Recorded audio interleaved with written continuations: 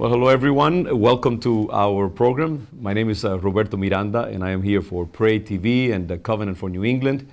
And we have a very special program for you today regarding the ministry of healing and God's gracious work in our lives as He deigns to touch us and bring healing to our lives. It's a very biblical thing, of course, but we want to explore this in the light of the experiences that some of our friends here who will be with us today have had. And I just want to introduce them to you right away so that we can get into what I think is going to be a very stimulating discussion.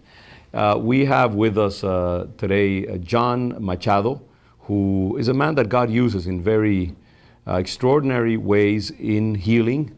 That is the essence of his ministry, but who also has a very interesting background in terms of how he came to know Christ and how God uses him in different aspects of ministry. So, John, welcome to our program. It's great to have you here. Great to be here.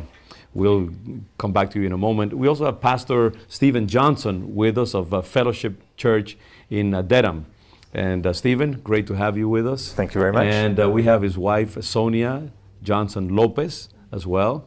And Sonia has had an extraordinary encounter with God's healing power. And we can almost use her, in a sense, as an illustration, a very graphic illustration and powerful illustration of really the fact that God does perform miracles in our time. We're not just talking about theory here or about abstract things. We have testimonies of God doing miraculous things among His people today. And we celebrate what God has done in Sonia's life. So, John, let's begin with you first. I know that I think that the greatest miracle that God has done in your life is not necessarily using you to heal others, but what He has done to heal your life. And I know you have an extraordinary background in how you came to know Christ. Could you tell us a little bit about that? It's a bit of a story. When I was a boy, we went to a Nazarene church, and we would go down, there was a big cellar there, and they would teach us the Bible stories. Not much about Jesus, but about Moses and Noah and all the things that you learn as a child. And the story that stuck out most to me my whole life was Meshach, Shadrach, and Abednego. So that's the way I related to God when I was really young. I don't believe I was saved yet, but when I prayed or thought about God, I thought about the God that saved those guys from the fire. I thought that was amazing. And that I remembered their courage, that they wouldn't bow their knee because they knew God would, whether God was going to save them or not, they weren't bowing their knee. And I thought that impressed me as a little boy, five or six. And as I grew up, my father was in Alaska. My mom divorced in the early 60s and went off to Alaska to be a commercial fisherman out there. And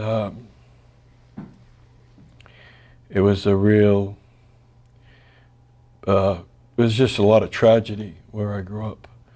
There was a lot of weird sexual things, a lot of weird drug things, just a real tragic. This in your family and just the cultural context that you moved in? In the cultural context, in my family, but I'll just leave that there.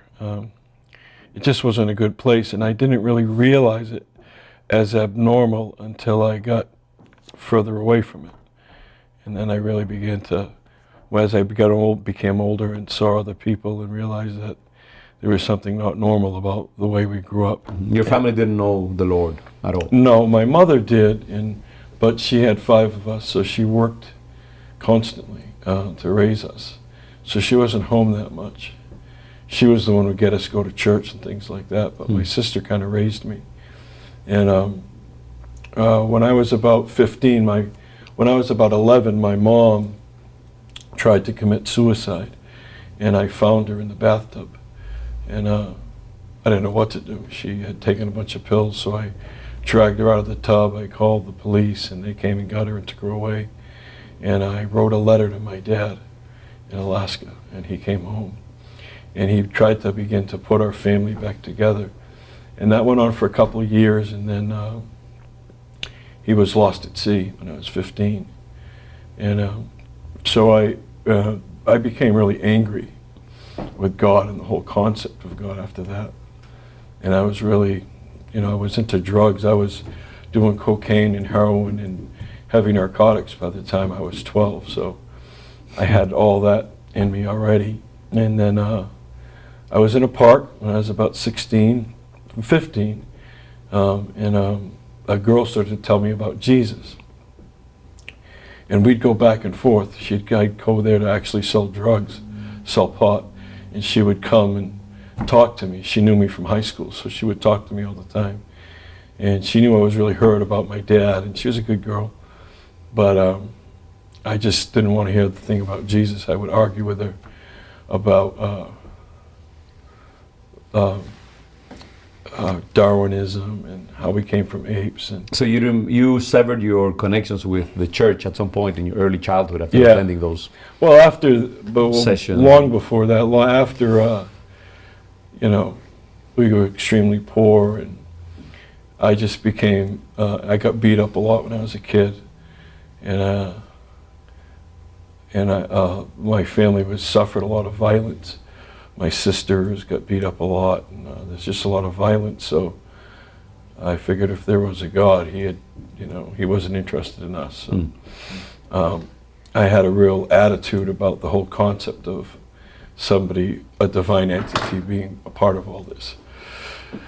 And then as this girl began to witness to me more and more,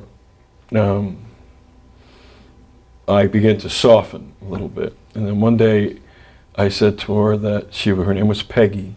And I said, Peggy, if Jesus loves me so much and you're so in love with him, then why did he kill my father?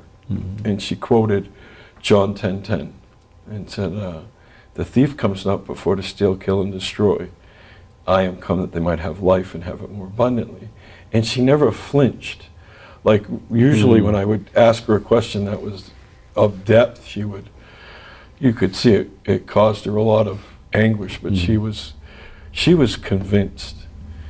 And when she said that, I fell to my knees. I started to cry, and all my friends were there, and it was the worst possible scenario. It wasn't like the heavens opened or anything, but she prayed for me right there in the park.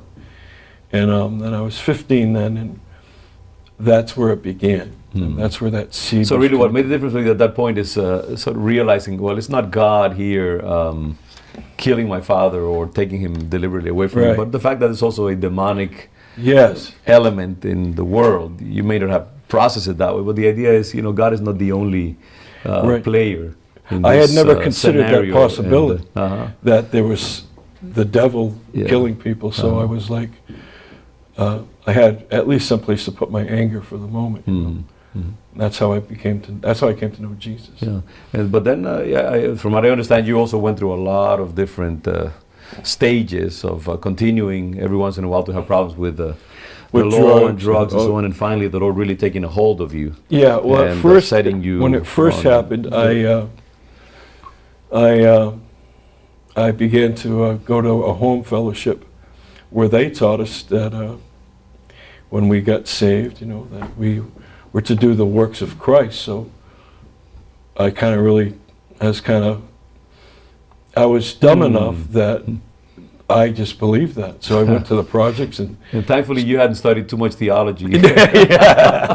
So I started praying for people in the projects and they started getting healed, and I was like, wow, this is amazing. Believe that.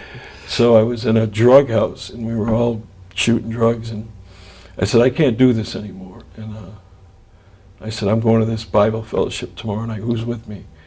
And only two guys, my friends Steve and Chris, they said, we'll go.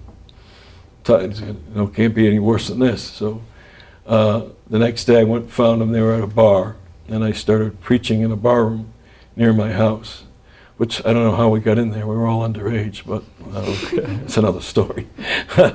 And they came with me, and my friend Stephen had drank so much that he had hepatitis, bad jaundice, his eyes were yellow. And the guy running the meeting never said a word about our drug use, but just prayed for him, and he got healed.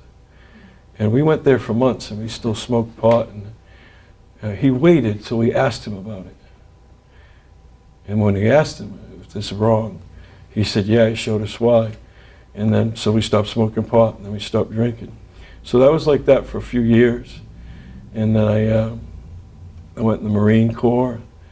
And when I got out of the Marines, I went back home, and I don't want to get into all of it, but this girl, I had been engaged to her at this point, and she ended up running away from home and getting pregnant. And I couldn't find her, and I kind of lost my way there for about 4 or 5 years. I just got into making money. You know, I wanted to be a fisherman like my father and all that. And so out of that, at some point, then God led you finally into the ministry that you practice.